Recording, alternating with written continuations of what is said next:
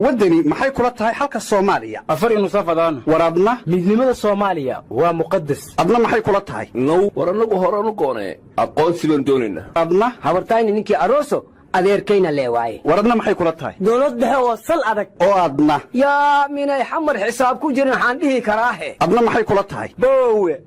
federaal ina adeeray adigana qoondada dumarku waa geedka go'an war bal dadkan eega oo xagee loo kala socdaa war maxaad ula yaabaysaa dadku waa kala maan oo duceeyay alla ilaa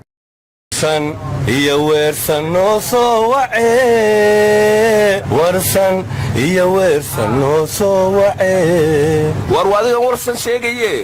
ma Soomaaliland ba la aqoonsaday leen waa sheeqase waqooyi galbeed maaha iidan ka sataas warniya warsan waa adiga sheegaye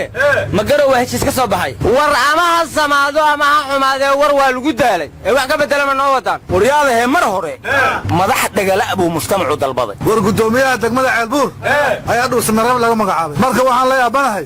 cidii geyn lahayd war inta barroogta iyo wadaase aanidii waramo isma aamintiyo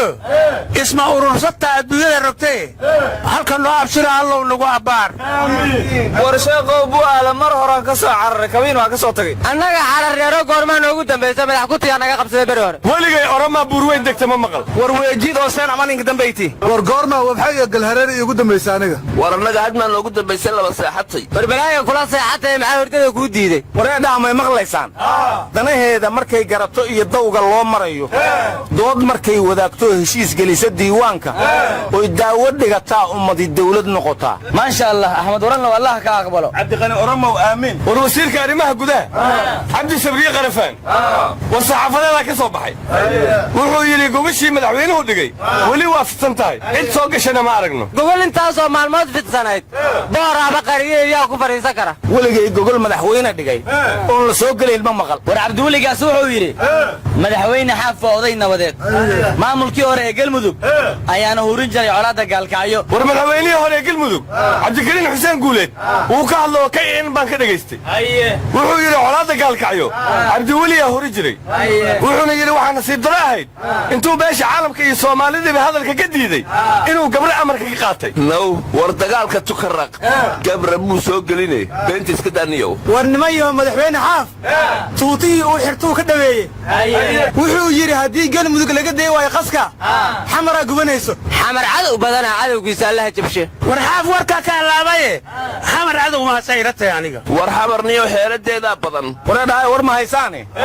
xanta iyo xuuraanka markaan dhageystay saddex qodob ah dawladdu ku diidanta maamul goboleedyada qodobka koowaad wuxuu yahay maamul goboleedyadu waxay u dhaqmaan sidii dawlado madax bannaan federaalkana ma fahamsano oo siday rabaan ay u fasiranayaan qodobka labaad wuxuu yahay maamul goboleedyadu maaliyad bay rabaan aan xisaab celin lahayn isla xisaabtankana ma jecla sidoodaba qodobka saddexaad wuxuu yahay madaxda maamul goboleedyadu muddo kororsi bay rabaan maadaama xilli xileedkoodii gabagaba yahay niman iyo anna markaan maamul goboleedyada xansaday dawladdu waxay ku diidan yihiin laba sababood dawladdu waxay rabtaa inay bedesho madaxda maamul goboleedyada kuna bedesho madax iyaga daacad u ah qodobka labaad dawladdu waxay rabtaa in awaamiirta wasiirka arrimaha gudaha ay ku shaqeeyaan maamul goboleedyadu war qodob saddexaad ayaa jira dawladdu waxay ka fakaraysaa saan u malaynayo in maamul goboleedba la iska dhaafo ilaa kuwan waa barasaabye war ma ogidine qodob afraad baa ilowdeen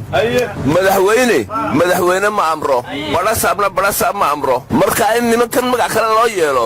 ayaa laga fakiraya lagu munaqashoonaya war qowdhanow qodob shanaad baad ilowday dawladdu waxay rabtaa inay maamul goboleedyada Soomaaliland ku soo darto now warniyo malakani waa habaaray goorman maamul goboleed ka tagnaniyo oo ka shaqaafina waxa la sheegayso warnimada wasiirka hurdaay oo dastuurka Soomaaliya madaxda looga dhigay nin hurdaay cidii wax u dhiibatay ayaa hurdaysay war wasiirka xoos jabiil baa la yiraahdaa dhageyso dastuurka kambani aan la aqoon ba u dhiibaa la yiri war kambaniga aan la aqoon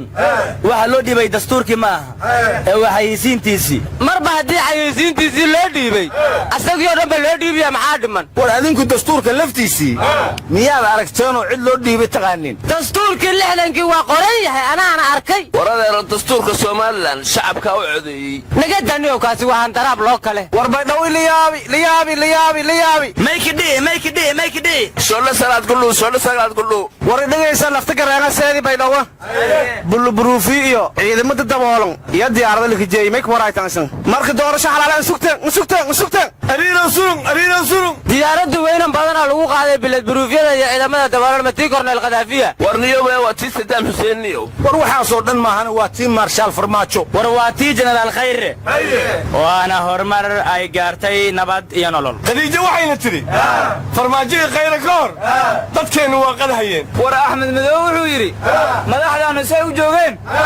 ayay keeneen hortaan dawlad ma jirin war Axmed Madow baan buu naga sheegay ilaa iyo cartaan ikhlaas ka waqrinay habeen kasta war aqalka sare kuma qancin warkii ka soo baxay wasaaradda arrimaha gudaha madaxweynaha iyo ra'iisul wasaaraha ayna jawaab ka rabaan dawladda xooggaas lahayd sow 4.5 laguma soo dhisin horta aryaa qabiilkan wax lagu qaybsahayo berigaas qabuurahow galay balaayada uga daba gasho ka soo saarta xalaasha yaa waay yaa kale hee kuwii duugayaa soo qotay haddane waryaa beenta iska dhaaf annaga qabiilkeenna weligiis lama duugin waad haysataa haddaad qabiil caana ka lisaysaniyo haho waatan hadda nala maraysa sida raxan gadoodan wax raadraadihaaye caashaqaan sax soo riday aan ka reesta loode sawmadiido geelaba caashaqaan lax soo riday aan ka raysta waanankee sawmadiido ka nacay war meeshaan maxaa dad waalan isugu yimid war hasaas ma ahayn xigmaddu laxdii lacag heshaa waayahan liidar bay noqon ayay ahayd warkii dhaafideena kacaanka 22 Oktoobar isangeekan booro haytan isan burburiyadana lutamar siiyeen waryaa dambigaasna USC madasha ilaahay ka bilbila war markaa lahaydeen haddan koyna ma hilmaante SDMA ka iriiro surun inta la surxay tama dhil garoor ku jira garoor kaan ilmaha ka cabin oo caruurta iska qadin waadaas birsamaadka waryaa anugu dukaamada filshana aan gala jirnay waryaa hooy ariya xadgadaysa cirbadaya galuusaad la fadhi jirteen wareedaay waa mashquulsheen wax tagay tiigsimaad ma leh maamul goboleedyadii Geedland garow isugu tageen waa may markii hore banka fidina garoora ka beewahaana war warkayga dhaxgal waxa tiriba lagu yiri madaxweynayaashii oo dhan waa qudbeeyeen ariya qudbada ayaa ka bixihayo imaan ka ahay war Cabdiweli gaasa nimanka madax u ah wuxuu yiri lama aqbali karo sida dawladda dhexe wax u wado mana yeelino Axmed Madowna wuxuu yiri dagaalka shabaabba dawladdu waa iska dhaaftay waxay ku mashquulsan tahay inay maamulada dumiso aw shariifna wuxuu yiri meeshii laga rabay inay ammaanka sugaan ammaan darray qarash ku bixinayaan xaafna wuxuu yiri ayagoo hogaankii qaranka ah ayaan xilkii maamul goboleedka kala baxsan waayay yaa afar madaxweynaad noo sheegtay waare intaad uga tagta waxaagu ma garab qabiila war waare nabad iyo nolol buu noqday war ma ogaa tahay aryaa waare weligiisa nin nabadeed ahaa iyo khudbadow mahan ka jeediya awday war gudoomiyaha aqalka sare Cabdi Xaashi wuxuu yiri madaxda maamul goboleedyada marar badan ka codsan inay shirka dib u dhigaan wayna naga aqbali jireen hase yeeshee dawladda ayaa la daaday jawaabta aan ka sugaynay hadda madaxweynaha waxaan ka rabnaa buu yiri 3 maalmood inuu jawaab nagu soo siiyo haddii jawaab laga waayo maxaa la samaynayaa war adeero qoladiina gudhuuda ee horiyo dibadiidka ee iska daba meeraysanaya kacaankana sheegaysaan ee 22 Oktoobar waa kiina dhibay dhulka lana dhacay waana qaataanay isaga iyo wixii aad ku qaataba idinkuna kuwaas ka dambaysiin oo waanu qaataanayba Soomaaliya midnimadeedu waa muqaddas adeer go'aysataageeguna waa muqaddas war midnimadiisan sheegasana muqaddas ma goonan goosashada gowdhan sheegana muqaddas ma baa minhaajka ilaahay ina garab kasbabsano kaasna kolgolooda galina diyaarangatina war adeer walaweynta afkooda ma manaa garanayna maxaa la midowla maya goorba aan la'aanta taqaanin waxaa la yiri ninkii gooni u goosto oo gees asu daaqo dabalkiis la dhacayo war ninkan miyo oo yaamso barooranaya war xalay ninkii cadaada lagu doortay soo waxay war ma haysiin wuxuu yiri adiga xamar joogo raadiyaasha dhageystay madaxweyne ma ahay waliba wuxuu intaas igu daray raadiyo kulmiye muxuu iga sheegay kalamaanse ma laygu soo qaatay waa lagugu soo qaatay inta lagugu geeyahay warnimada waxaan idin weydiiyey Axmed Baasta hadda miyuu kaftami mise dhabbay ka madaxweynenimadu war antaan dooni mayna looma dhama yeeli mayna wallahi aan la yeelayn isinka jirtaan meeli meel ka hoosaysa saasan 20 madaxweynena weelada doontaan waliba waxaan maqli jira beejaygu taalbirley ma geyn minaadan waabti boor lahaan ee heer galmudugow saatan isu dhaamee maha ka kaca waxaanu dhaqan maahane wejina ma leh war barakada iyo madaxda badanaysaa idin dhibtee galmudug waa maamulkii koobaad oo 2 madaxweyne iyo 2 gudoomiye baarlamaan iyo 2 caasimadood yeesha war cabdi xaashi warkaas kama maqline hanamina dadka war aqalka sare cabdi xaashi kaliya maaha waraa waa badan yihiin xildhibaanadu warniyo Soomaaliland ma ku jirtaa nimayow war nimayow waa yaabe aaway horta lacagtii imaaraadka war midii qadar taale maxaa ka rabtaa imaaraadka war laga tago annaga carabta naga tag calooshu ku tabartay